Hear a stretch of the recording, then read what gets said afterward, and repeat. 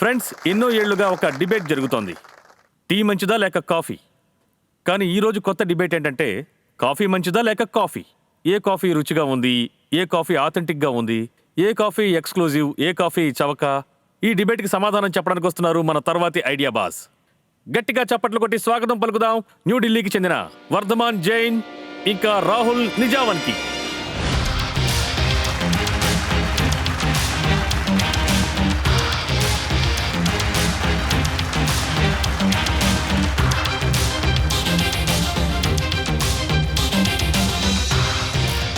ఈ కాఫీ తీసుకోండి సార్. ఈ బ్లాక్ కాఫీ మీకోసమే sir. Thank you very much. చాలా బాగుంది. Thank you. షలీమం, ఇది మీకోసమే. Oh thank you. ఇది మీకు నచ్చుతుంది అనుకుంటాను సార్. Thank you.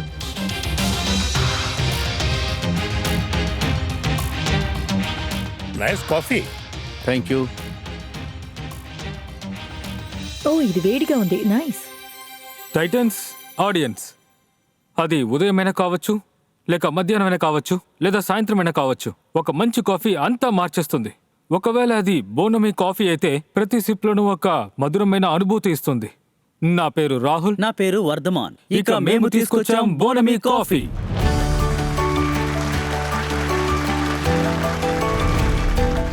బోనమీ కాఫీ మాత్రం కాదు, అదొక వైబ్.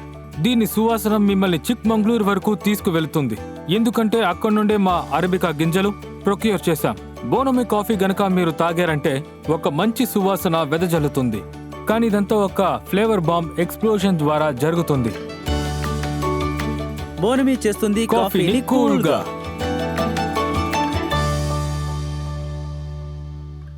ఈ కోల్డ్ కాఫీ ఇటాలియన్ రొమాన్స్ లాంటిది. బటర్ స్కాచ్ స్వీట్ అంతా అనుభూతినిస్తుంది, లేదంటే కోకోనట్ ఐస్ అంత చల్లటి ట్రాపికల్ ఎస్కేప్. బోనమీ బోర్డేని బోల్డ్ గా మారుస్తుంది.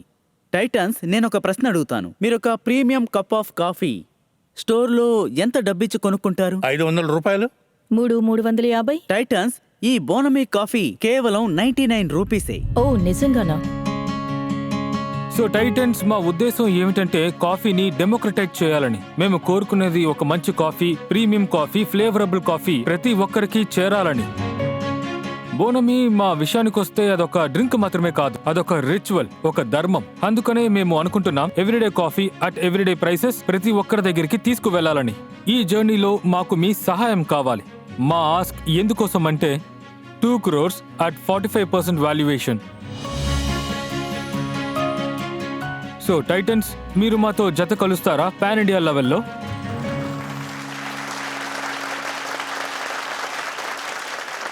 ఈ ప్రపంచం మొత్తంలో టూత్ పేస్ట్ కానివ్వండి, వాషింగ్ పౌడర్ కానివ్వండి, కాఫీ కానివ్వండి, న్యూస్ ఛానల్ అన్నీ క్లెయిమ్ చేసేదంటే వాళ్లే నెంబర్ 1 అని. మీరు ఈ క్లెయిమ్ని ఎలా ప్రూవ్ చేసుకుంటారు? మా కాఫీ చాలా ఫ్లేవర్ఫుల్ అయింది. మీకు ఒక మంచి ప్రీమియం కాఫీ ఫీలింగ్ని ప్రతిరోజు ఒకే ప్రైస్కే మీకు లభిస్తుంది. ఇప్పుడు ఆఫ్లైన్ రీటైలర్స్ ఎవరు ఈ పని చేయడం లేదు. అంతేకాదు, ఈ మార్కెట్ ప్రస్తుతం ఇండియాలో మొదలైంది. సరే, మీరు ఈ ప్రోడక్ట్ గురించి ఎలా ఆలోచించారు? ఎక్కడి నుంచి మొదలుపెట్టారు? నాకు 12 ఏళ్ల వయసున్నప్పుడు నేను బ్లాక్ కాఫీని తాగడం మొదలుపెట్టాను. ఎస్. 12 years. వావ్. అలాగే ప్రతీక్, నేను ఎంత ఫ్యాషన్ గా ఉండేవాణ్ణంటే నా జాబ్ తో పాటు సాటర్డే సండే ఒక కాఫేలో జాయిన్ అయ్యి నా ట్రైనింగ్ ని పూర్తి చేసుకున్నాను. రియల్లీ? నేను ఈ కాఫీ ట్రై చేస్తున్నాను. ఇది చాలా ఫ్లేవర్ఫుల్ గా ఉంది. ఇది వట్టి కాఫీనా లేదంటే మీరు దీంట్లో ఏదైనా యాడ్ చేశారా? మేము కొన్ని రకాల సిరప్లని తయారు చేస్తాం కాఫీ కోసం. పైగా వాటిని మేమే చేస్తాం. ఈ బిజినెస్ లో మీరు ఏం ఫోకస్ చేయాలని చూస్తున్నారు? మాది ఫ్లేవర్ కమ్ కాఫీ షాప్. మేము అదే బిజినెస్ లో కంటిన్యూ అవుతూ కాఫీ ఫ్లేవర్ నే ఒక ఫస్ట్ బ్రాండ్ గా తయారు చేయాలనుకుంటున్నాము. కాఫీ బేస్ మాత్రమే. బోనోమీ అంటే అర్థం ఏంటి? బోనోమీ అనేది ఒక ఫ్రెంచ్ వర్డ్. దాని అర్థం cheerfulness. సో ప్రతి అకేషన్ లోనూ కాఫీ ఉంటుంది. It will pep you up or maybe pat you on the back. So that's where the name comes from. ఇంతకీ మీరు చెప్తున్న ఆడియన్స్ ఎవరు? 99 రూపీస్కే రీటైల్ చేస్తానంటున్నారు. ఎక్కడ చేస్తారు? ఈ ల్యాండ్స్కేప్ గురించి చెప్పండి. సో 15 to 40 ఏజ్ గ్రూప్ వాళ్ళు ఒక పర్టికులర్ కస్టమర్ బేస్. మాకొక టీజీ ఉంది. ఇప్పుడే మాకు అది అర్థమవుతోంది. కరెంట్లీ బెంగళూరులో మాకు 2 సెటప్స్ ఉన్నాయి. ఒకటి హై స్ట్రీట్ లో, ఇంకొకటేమో మాల్లో. ఈ రెండుటిని డిసెంబర్ లోగా 15 అవుట్లెట్స్ గా మార్చాలనుకుంటున్నాము. ఐ థింక్ మీ ఫోకస్ బ్రాండింగ్ మీద లేనట్టుంది. ఎందుకంటే మీరు టీజీ గురించి మాట్లాడే విధానం the branding is for Gen Z. కాబట్టి మీరు ఈ బ్రాండింగ్ విషయంలో మరోసారి ఆలోచిస్తే మంచిది అనుకుంటున్నాను. నాకు తెలిసి ఇదొక పెద్ద బ్యాక్ డ్రాప్. ఎందుకంటే ఈ బ్రాండ్ లుక్ విషయంలో చాలా ముఖ్యమైనది. అయితే ఒకసారి మార్కెట్ డిమాండ్ తీసుకుందాం, వాళ్ళు ఏమంటారో చూద్దాం. So audience, it's your turn. మాకు మీ నిర్ణయం తెలియజేయండి. మీ టైం స్టార్ట్ కాబోతోంది, కానివ్వండి.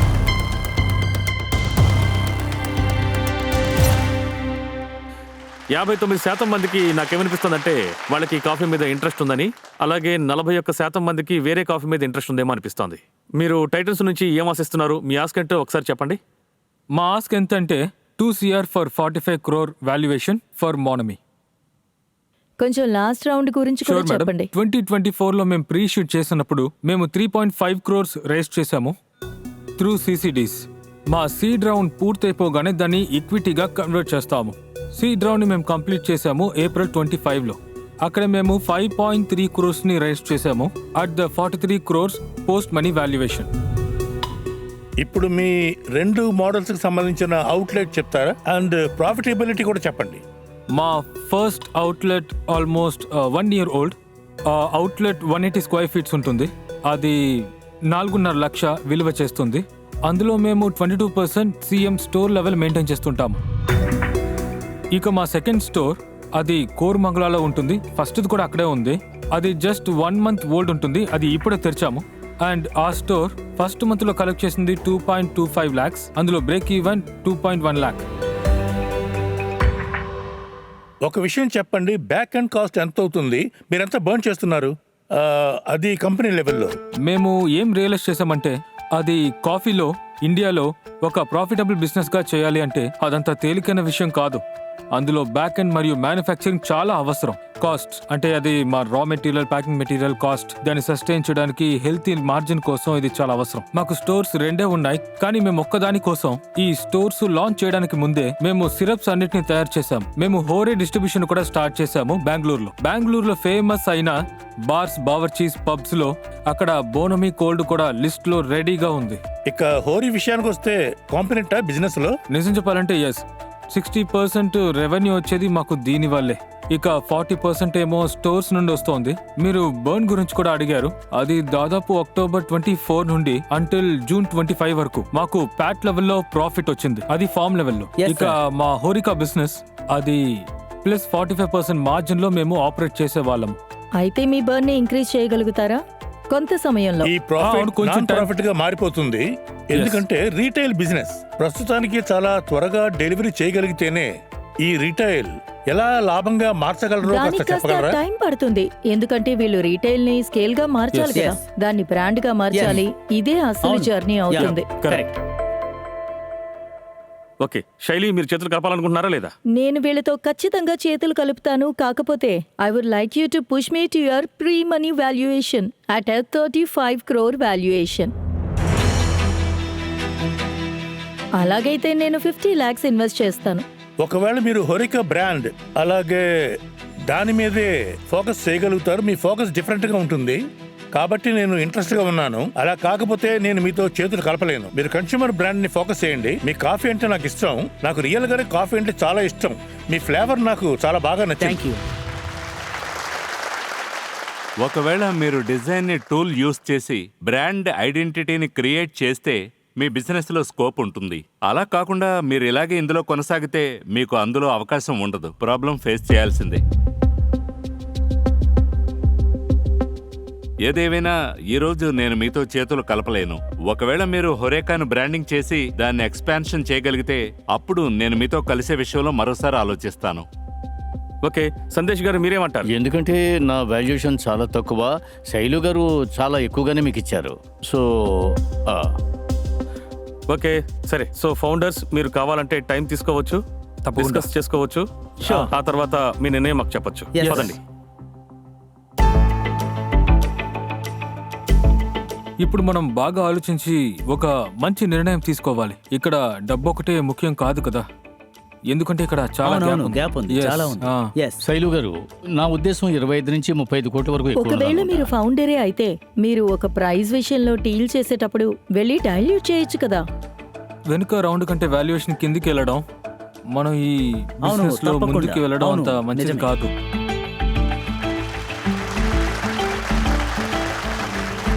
మీరు చాలా త్వరగా నిర్ణయం తీసుకుని వచ్చారు. అంటే మీరు మొదటి నుంచి చాలా ఫోకస్డ్గా ఉన్నారు ఏం చేయాలి అని. అవును sir. So Titans, thank you for all your guidance. మేమిద్దరం ఏం డిసైడ్ అయ్యామంటే మా విజన్ ప్రకారమే వెళ్ళాలని. మేము కాఫీ రీటైల్ బ్రాండ్ పేరు మీదే ప్రైమర్లీ గ్రో అవ్వాలనుకుంటున్నాము. గుడ్.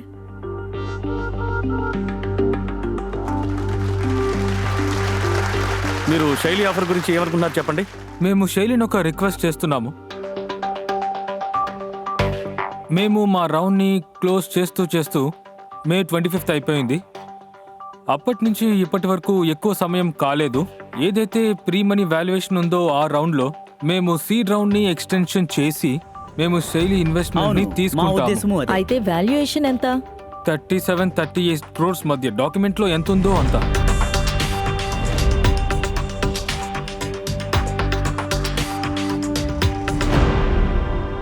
నేను 35 అన్నాను, మీరు 37 అంటున్నారు. Okay. Okay, perfect. Done. So మీరు చేతులు కలుపుతారా? Oh, yes, అయితే definitely. రండి. Yes, come on. Good job. Thank you so much. Congratulations. Yeah. So నా కాఫీ సబ్స్క్రిప్షన్ ఓకే అన్నట్టే కదా? Free coffee for life. No అలా చేయకండి. Yeah, మా yeah, వాళ్ళు yeah. చాలా మంది మీ కాఫీ కోసం sure. వేచి ఉన్నారు. సిద్ధంగా ఉండండి. Okay. Yeah. Thank you madam. So ఈ కాంప్లిమెంట్స్ మీ ఆత్మవిశ్వాసానికి, మీ ధైర్యానికి. Yes sir. Thank you so much. Thank you sir.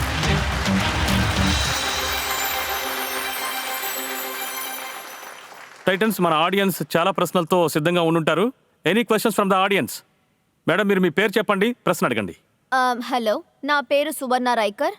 నేను LS Raheja college of arts and commerce నుంచి వస్తున్నాను. నేను మా స్టూడెంట్స్తో వచ్చాను. టైటన్స్, నేను మిమ్మల్ని అడిగే ప్రశ్న ఏంటంటే, నేను ఒక ప్రొఫెసర్ని. సో స్టూడెంట్స్ స్ట్రగుల్ అవుతూ ఉంటారు రిస్క్ తీసుకునే విషయంలో. అకాడమిక్స్తో పాటుగా వీటిని ఎలా అధిగమించాలి? మీరు వాళ్ళని ఫెయిల్ చేయకుండా ఉంటే చాలు, వాళ్ళ రిస్క్ ప్రొఫైల్ బాగా పెరిగిపోతుంది. ఓ కమాన్. మేడం, మీరు కనుక క్లాసులో స్ట్రిక్ట్గా కాకుండా స్మైలీ ఫేస్తో ఉంటే స్టూడెంట్స్ అందరూ ఫియర్ లేకుండా ఎంతో హ్యాపీగా ఉంటారు. I take it. చూడండి, మన సార్ ఇప్పుడు చెప్పారు కదా, నిజానికి ఆయన అభిప్రాయం వేరు. ఆయన ఏదో తమాషా మోడ్లో అలా మాట్లాడారు. ఆయన ఏం చెప్పదలుచుకున్నారో నేను చెప్తాను. చాలా కంపెనీస్లో అలా జరుగుతూ ఉంటుంది. ఎంప్లాయీస్ అందరికీ KRSF డిజైన్ ఉంటుంది కదా. చాలా ఇంటర్నేషనల్ కంపెనీస్ ఎలా ఉంటాయంటే వాళ్ళు KRMలో కంపల్సరీ ఇన్నోవేషన్ చేస్తుంటారు. మీ రెగ్యులర్ జాబ్ వర్క్ ఉంది కదా, దానికన్నా over and above 5 innovations per year. ఒకవేళ ఏదైనా కంపెనీలో 300 మంది ఎంప్లాయీస్ ఉంటే 5 ఇన్నోవేషన్స్ పర్ ఇయర్ అంటే ఎన్ని ఇన్నోవేషన్స్ జరుగుతాయి? ఆ ఇన్నోవేషన్ చిన్నది కూడా కావచ్చు. దాన్ని మీరు డబ్బులుగా కన్వర్ట్ చేయలేకపోవచ్చు. ఒకవేళ అది ఎన్వైర్న్మెంట్కి చాలా ఉపయోగపడవచ్చు, వర్కింగ్ ఎన్వైర్న్మెంట్కి ఉపయోగపడవచ్చు, మెంటల్ వెల్బీయింగ్కి ఉపయోగపడవచ్చు. Thinking about innovation is the key to success. అందులో అన్నిటికంటే ముఖ్యమైన రిక్వైర్మెంట్ ఏంటంటే మీరు ఫెయిల్యూర్ని ఎంత దగ్గరగా చూస్తారనేది. ఎంత త్వరగా ఫెయిల్యూర్ని చూస్తే అంత త్వరగా పోరాటం మీరు నేర్చుకుంటారు. ఆ కారణంగా మీకు ఫెయిల్యూర్తో ఒకసారి స్నేహం ఏర్పడవచ్చు. ఆ భయం కనుక పోయిందంటే ఇన్నోవేషన్ జర్నీ ప్రారంభమవుతుంది. మీరు ఏం చెప్పదలుచుకున్నారో నేను చెప్పానని అనుకుంటున్నాను. Yes yes. Of course. Thank you so much.